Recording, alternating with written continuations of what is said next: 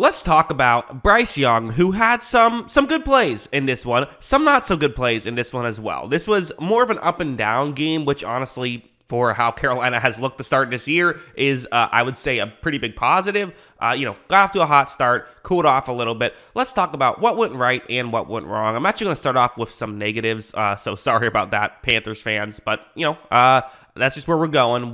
This play, it's not really a negative about Bryce Young, though. It's just one of those examples that I keep seeing when I watch Bryce Young tape of like, man, what is this kid supposed to do? Where it's zone coverage, you see the concept on the screen where you have, multiple receivers who are going to start to run over the middle, another receiver that's trying to get into a gap in coverage. That's the way that this can work. Young takes the snap, he looks over, and Miami has this pretty covered. I mean, for Young, you could throw to a check down here, maybe try to gain some yards.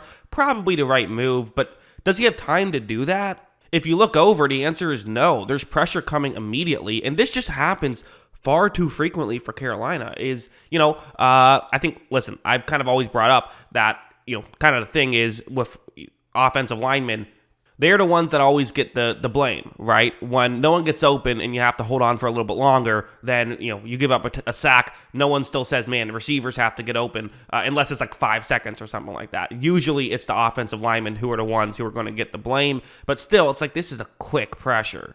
If you're a fan of Pro Football Focus grades, Carolina's receiving core is kind of actually graded mediocre this season. I think Adam Thielen's a lot of that. The pass blocking has been abysmal. It's been the 4th worst in football, only ahead of New England, Pittsburgh, and the Giants. So that has to get better. As you see, Young is going to get sacked immediately. I mean, he immediately gets sacked. That's so difficult. Where basically, what you're doing too is you're essentially forcing your receivers to have to get open immediately. If your receivers don't get open like right away, then you're going to get sacked. That makes it tougher for the receivers. It makes it tougher for the play callers. And of course, it makes it tougher for the quarterback. That being said, Young had some plays where he really made the most of a bad situation. Something like this was great, where you have a receiver who's going to run a route that hopefully can get into a gap in coverage. That's what you're hoping happens here.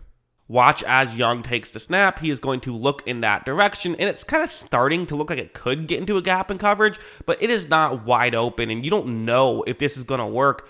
And on top of it, Bryce Young is under pressure again. So this is this is an actively bad situation, I would say. Watch as he's going to get hit as he's thrown and still throws a strike. That's a really good play. He has shown flashes of this. I think if you're a Panthers fan, you don't want to see him have to do this. You want to see him just be able to sit in the pocket and make stuff happen that way. But, listen, this is kind of the tape we're going to get, right? Unless they're going to make trades for a bunch of different offensive linemen or a bunch of different wide receivers, this is kind of what we're looking at right now. And we are still seeing him show flashes of this kind of thing. So it's nice to see that he is capable of doing this. And again, the hope is that in a couple of years, you continue to build the offense, you get things to look good, and he can then maybe only have to do this 1 or 2 times a game instead of every play where you're looking at right now. And going over here, I'm exaggerating a little bit, right? There are going to be plays throughout a football game where you just have to run the offense. Even if you have a bad offense, you're not going to lose every single snap. We have seen flashes of him in good situations. And I do have to say, I feel like he's been pretty good when he's been in the good situations. I do. I don't think he's been a disaster here. Again, he looks like a rookie. Okay, I'm not going to crush him for that. Stuff like this, it's zone coverage. And you see the way this concept can work. You have a receiver running a deeper route, which is designed to kind of push the Miami players who are in zone further deep, especially the corner, get him out of the way. Another receiver is going to cut towards the sideline. That's the way this play works.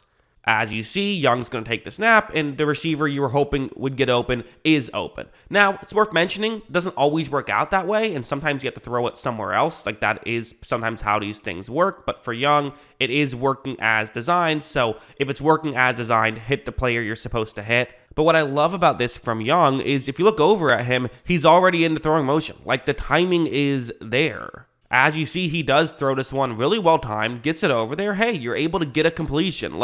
Again, I know this isn't the highlights you were hoping to see when you drafted Bryce Young first overall. I get it. And CJ Stroud's looked awesome year 1, so that kind of makes it a little bit disappointing when, for Bryce Young, we're kind of talking more baby steps than we are, Superman-like flashes. But again, I would bring up, you look at Justin Herbert and Tua. everyone was losing their minds about how bad of a draft pick Tua was, one pick ahead of Justin Herbert after the rookie year, and for good reason. Herbert was awesome, Tua wasn't.